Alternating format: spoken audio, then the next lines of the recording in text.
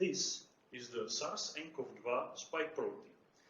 The SARS-CoV-2 virus has caused the COVID-19 pandemic, which we now see today. And the COVID spike protein is the main protein which is involved in this infection, because it facilitates attachment to the host cell and movement of the viral RNA into it.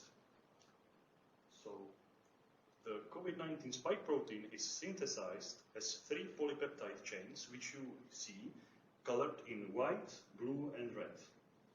Each of the chains then, after expression, assemble on the viral membrane into a symmetric trimer. Each of the polypeptide chains is also cleaved into 2 parts.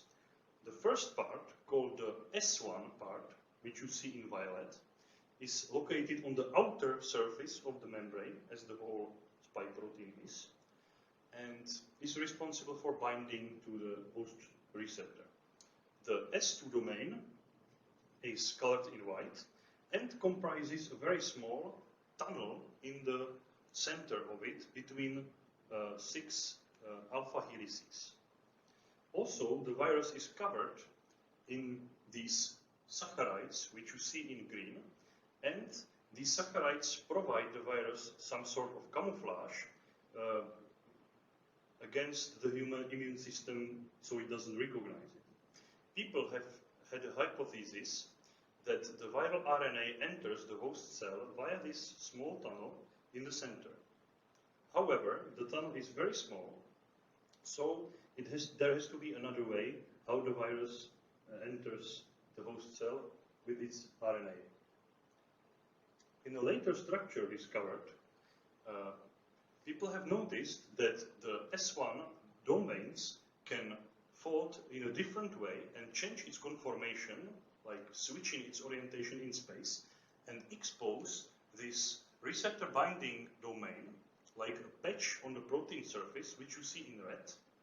And these particular residues are responsible for binding to the human cells. Here you can see a more recent structure with the COVID-19 spike protein bound to the ACE2 receptor.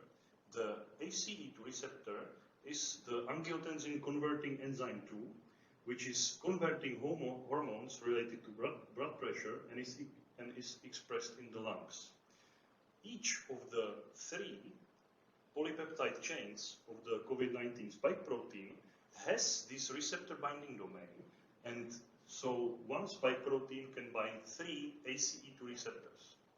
Each of the receptor is bound, and the interaction between the virus particle and the host cell becomes stronger, and eventually it becomes so strong that the membrane of the virus and the host cell fuse together like bubbles, and the viral RNA enters the host cell, facilitating infection.